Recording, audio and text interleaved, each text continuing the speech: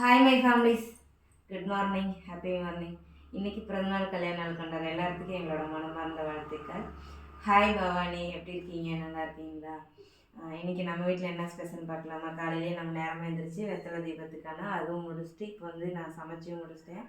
டீட்டெயிலாக வீடியோ கேட்டிருந்தீங்க, அது 10 மணிக்கு நம்ம சேனலில் வந்துடும். ஸோ மிஸ் பண்ணாமல் பாருங்கள். தேவைப்படுறவங்களுக்கு பார்த்திங்கன்னா இன்றைக்கி சாமிக்கு நெய்வேதியம் சக்கரை பொங்கல் பண்ணால் அது ஸ்கூலுக்கு காலேஜுக்கு போட்டு வச்சுருக்கேன்.